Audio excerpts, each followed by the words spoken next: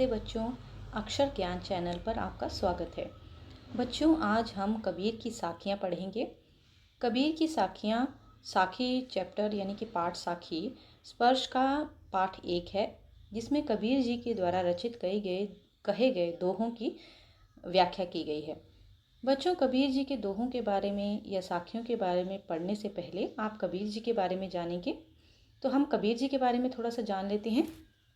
बच्चों, कबीर जी का जन्म 1398 में काशी में हुआ था। गुरु रामानंद के शिष्य कबीर ने 120 वर्ष की आयु पाई। जीवन के अंतिम कुछ वर्ष मगहर में बिताए और वहीं चिरनिद्रा में लीन हो गए। कबीर का आविर्भाव ऐसे समय में हुआ था जब राजनीतिक, धार्मिक और सामाजिक क्रांतियां अपने चरम पर थी। कबीर क्रांतदर्शी कवि थे। उनकी कविता में गहरी सामाजिक चेतना प्रकट होती है। उनकी कविता सहज ही मर्म को छू लेती है। एक और धर्म के बाहा आडंबरों पर उन्होंने गहरी और तीखी चोट की है, तो दूसरी ओर आत्मा परमात्मा के विरह मिलन के भावपूर्ण गीत गाए हैं। यानी कि कबीर जी ने कई तरह की जो धार्मिक या फिर सामाजिक कुछ किसी तरह की कुरीतियाँ थी, उन पर चोट करते हुए, मतलब उन पर अपने दोहों के माध्यम से समाज को ये सिखाते हुए कि इस तरह की धार्मिक कुरीतियों का कोई अर्थ नहीं होता है और परमात्मा या ईश्वर जो है सभी के लिए समान है और उन्हें किस तरह से प्राप्त किया जा सकता है, ईश्वर की भक्ति किस तरह से की जाती है, इसके बारे में कबीर जी ने बताया था। कबीर शास्त्रीय ज्ञान की अपेक्षा अनुभव ज्ञान को अधिक महत्व देते थे। उनका विश्वास सत्संग में था और वह मानते थे कि ईश्वर एक हैं, निर्विकार हैं, अरूप हैं। कबीर की भाषा पूर्वी जनपद की भाषा थी। बच्चों, ये चीज़ ध्यान रखने योग्य है। भाषा के बारे में कई बार प्रश्न पूछ लिए जाते हैं कि कबीर जी की भाषा किस तरह की भाषा थी। तो कबीर की भाषा पूर्वी जनपद की भाषा थी। तो ये इम्पोर्टेंट है कि किस तरह की भाषा थी कबीर जी की। तो कबीर की भाषा किस तरह की थी? पूर्वी जनपद की भाषा थी। उन्होंने जन चेतना और जन भावनाओं को अपने शब्द और साखियों के माध्यम से जन जन तक पहुंचाया।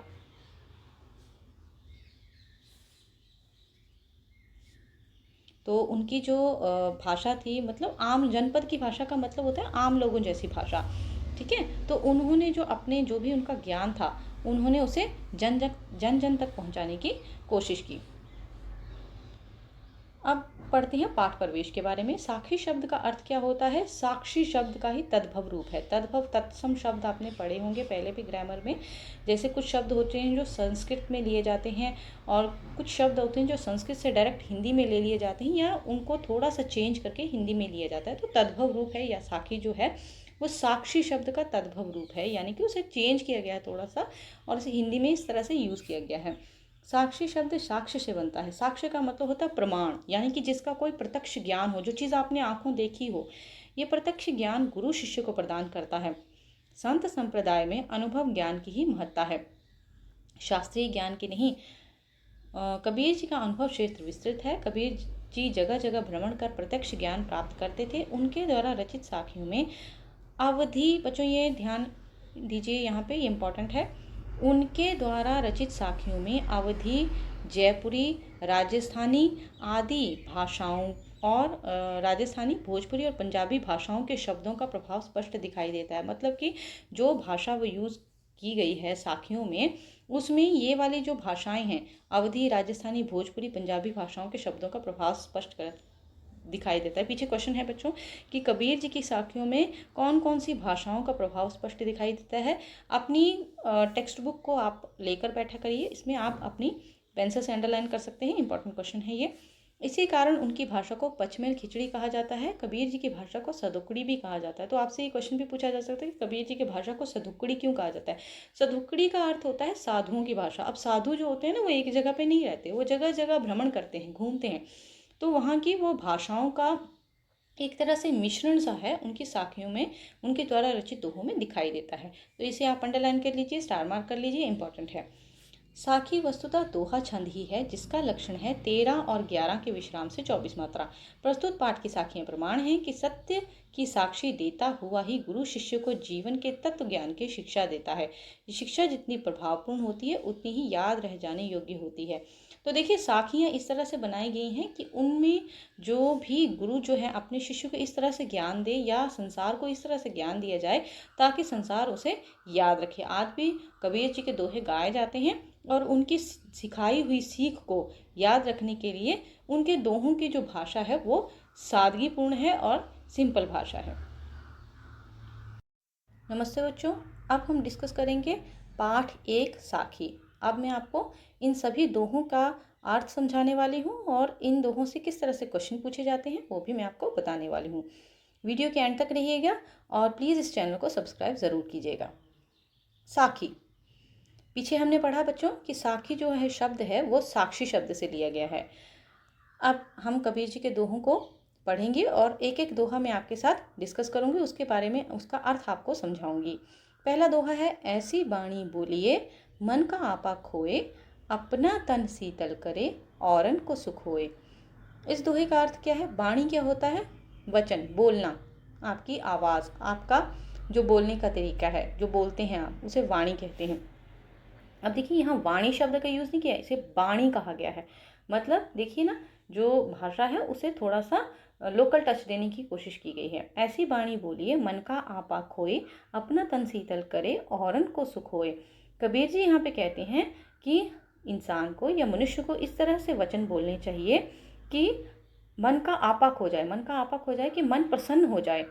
ऐसे वचन बोलने चाहिए कि हम अपना तो तन शीतल करें, अपना मन, हमारा अपना तन शीतल हो और दूसरों को भी हमारे वचनों से सुख की प्राप्ति हो। हमारे वचन जो हैं दूसरों को भी सुख और शांति का अनुभव कराएं।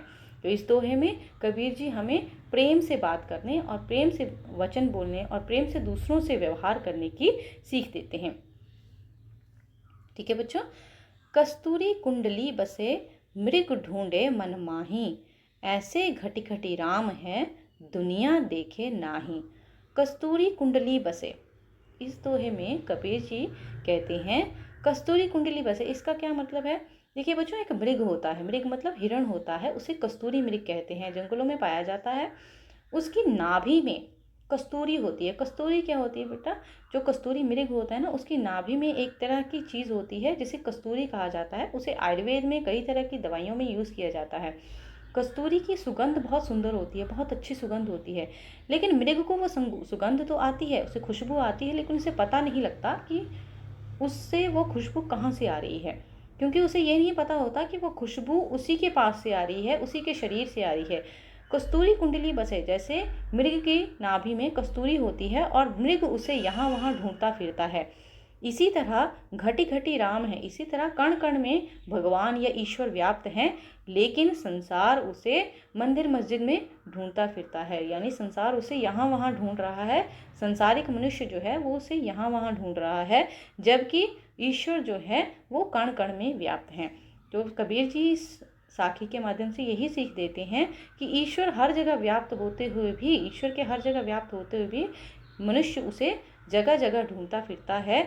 जिस तरह कस्तूरी मृग की नाभि में कस्तूरी होती है, लेकिन वह उसे यहाँ वहाँ ढूंढता फिरता है। आई होप बच्चों के आपको ये क्लियर हो गए होंगे दो दोहे।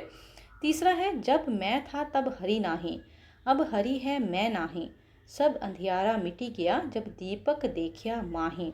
जब मैं था, यहाँ मैं से क्या अर्थ है? यहाँ मैं का अर्थ है अहंकार। अहंकार क्या होता है? घमंड, एरोगेंस। जब मेरे मन में अहंकार था, जब मेरे अंदर अहंकार था, तब मुझे ईश्वर का प्रत्यक्ष दर्शन नहीं हुआ था। देखिए, जब मन में अहंकार होता है तब हमें ईश्वर नहीं मिलते। अब हरि है मैं नाही, अब जब ईश्वर का साक्षात्कार हो गया है तो मेरे अंदर का मैं खत्म हो गया है। यानी कि अब अगर ईश्वर का साक्षात्कार हो गया है, कबीर जी कहते हैं, तो अहंकार खत्म हो गया है। सब अंधियारा मिटी गया जब दीपक देखा माही।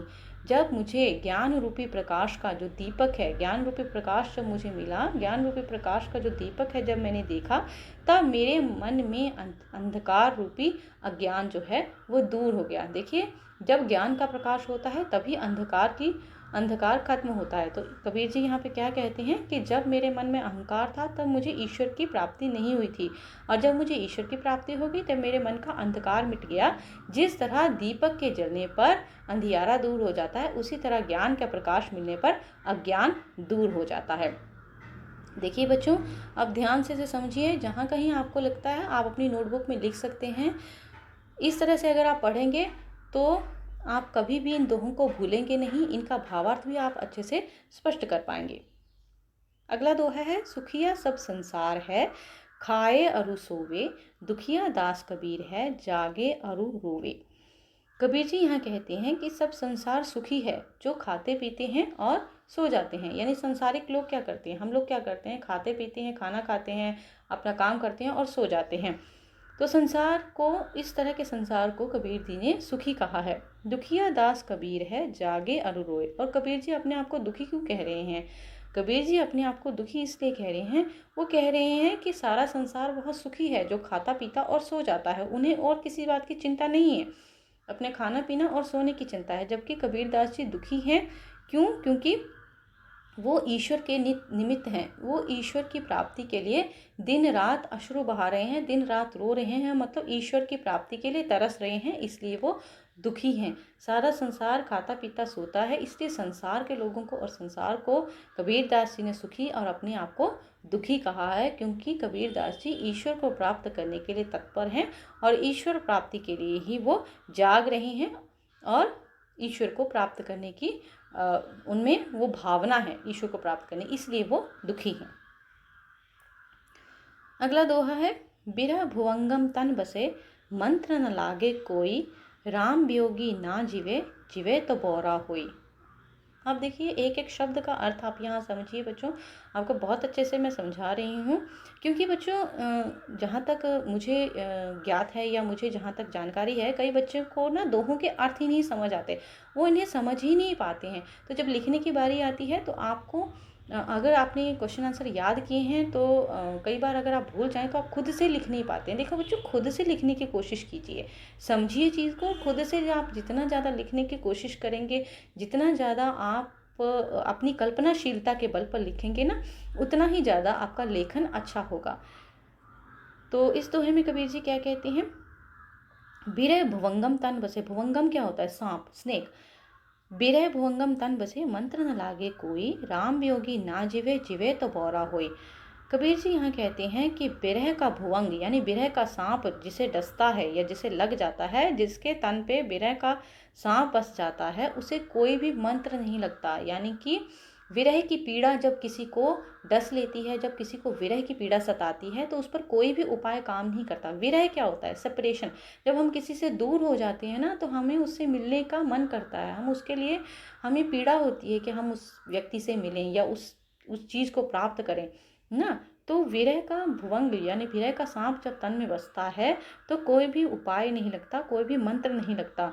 जिस तरह राम वियोगी यानी कि जो राम भक्त होता है या ईश्वर का जो भक्त होता है, वो ईश्वर के बिना नहीं जी सकता, और अगर वो जीता है या जीने की कोशिश करता है तो वो पगला जाता है, वो बौरा जाता है। बौरा जाना मतलब पगला जाना, पागल हो जाना।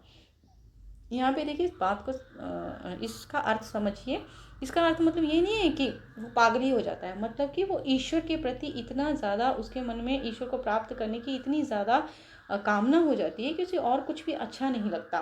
ठीक है, तो इसका अर्थ एक्चुअल में ये है।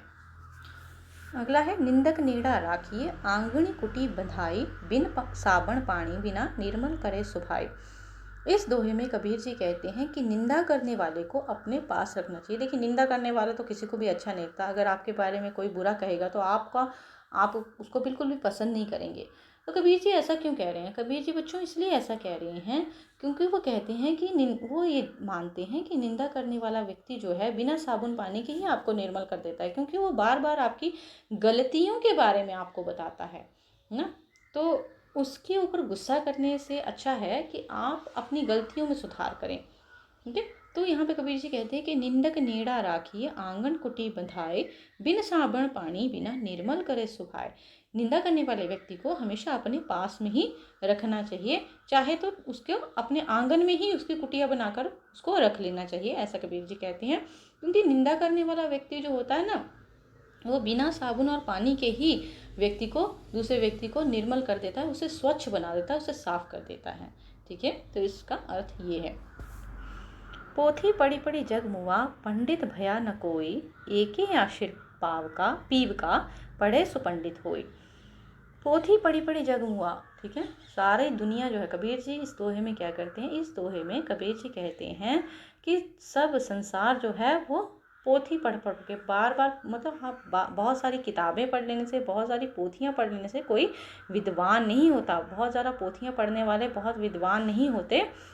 जब एक ही आशिर पीव का मतलब क्या है, प्रीतम, किसकी बात की जा रही है, अगर एक अक्षर भगवान के नाम का, ईश्वर की प्रीति का अगर एक अक्षर भी पढ़ लिया जाए, वही व्यक्ति ज्ञानवान कहलाता है, वही व्यक्ति पंडित कहलाता है। इस दोहे का अर्थ ये है कि भी कबीर जी कह रहे हैं कि बहुत ज़्यादा पोथियाँ पढ़कर, बहुत ज़्यादा किताबें पढ़ने से ही कोई विद्वान या पंडित नहीं बन जाता, जब तक उसे असली सत्य या असली ईश्वर के ज्ञान का बोध न हो। लेकिन अगर कोई व्यक्ति एक अक्षर भी परमात्मा के, ईश्वर के नाम का पढ़ लेता है, वही व्यक्ति पंडित कहलाता है। मतलब जिसे एक्चुअल ज्ञान हो जाता है, जिसे सत्य का ज्ञान मिल जाता है, वही व्यक्ति विद्वान कहलाता है। लास्ट दोहा है बच्चों, हम घर जालिया आपना, लिया मुराड़ा हाथी, अब घर जालो तास का, जय चले हमारे साथी। इस दोहे में कबीर जी क्या कहते हैं, हम घर जालिया आपना। देखिए बच्चों, यहाँ पे इसका अर्थ ये नहीं है कि हमने अपना घर जला लिया या घर में आग नहीं, ऐसा कुछ नहीं है। इसका अर्थ ये है, हम घर जालिया आपना, लिया मुराड़ा हाथी। मतलब हमने तो अपने, मुराड़ा का मतलब होता है मशाल, ठीक है, हमने तो अपने हाथ में मशाल ले ली है और अपना घर जला दिया। मतलब कि हमने तो अपना घर संसार त्याग दिया है। ईश्वर की प्राप्ति के लिए साधु लोग क्या करते हैं, अपना घर बार त्याग देते हैं ना, ताकि वो सत्य को जान सकें। ठीक है, तो ईश्वर की प्राप्ति के लिए हमने तो अपना घर बार त्याग दिया है और हाथ में मशाल ले ली है। मशाल किस लिए ली है, ताकि समाज में क्रांति ला सकें, ताकि समाज में जो झूठे आडंबर हैं उन्हें दूर करके लोगों को सत्य के मार्ग पर चला सकें। अब घर जालो तास का, जय चले हमारे साथी। मतलब अब हम तुम्हारा घर जलाएंगे। तुम्हारा घर जलाएंगे का मतलब कि तुम्हें ज्ञान की तरफ लेके जाएंगे। तुम्हारा घर सच में नहीं जलाएंगे, तुम्हें ज्ञान की तरफ ले जाएंगे। जो कोई भी हमारा साथ देगा या हमारे साथ चलेगा, हम उसे भी ईश्वर की तरफ ले जाएंगे, उसे भी ज्ञान की तरफ ले जाएंगे, यानी कि अज्ञान से ज्ञान की तरफ ले जाएंगे। मतलब कि मशाल हाथ में लेकर हमने अपना तो घर संसार त्याग दिया है, अब जो हमारे साथ चलेंगे हम उन्हें भी ईश्वर की तरफ लेकर जाएंगे। इस दोहे में कबीर जी ये कह रहे हैं। तो मुझे लगता है कि आप लोगों को दोहे क्लियर हो गए होंगे। दोहों का जो शाब्दिक और जो व्यवहारिक और जो सही अर्थ है वो मैंने आपको एक्सप्लेन किया है। इसके क्वेश्चन आंसर जो हैं वो नेक्स्ट वीडियो में हम डिस्कस करेंगे। बच्चों, चैनल को प्लीज़ सब्सक्राइब करें। आप अगर सपोर्ट करेंगे तो आपके लिए मैं और भी अच्छी इन्फॉर्मेशन और भी जो भी इम्पोर्टेंट क्वेश्चन आंसर्स हैं वो भी हम डिस्कस करेंगे, और मैं और भी वीडियोस आपके लिए जल्दी से जल्दी लाऊंगी। अपनी राय कमेंट सेक्शन में आप बता सकते हैं, मैं इम्प्रूवमेंट करने की कोशिश करूंगी। प्लीज़ आप सपोर्ट करिए, सब्सक्राइब करिए, और प्लीज़ चैनल को प्लीज़ सब्सक्राइब करिए और अपना प्यार और सपोर्ट ज़रूर दीजिए। धन्यवाद।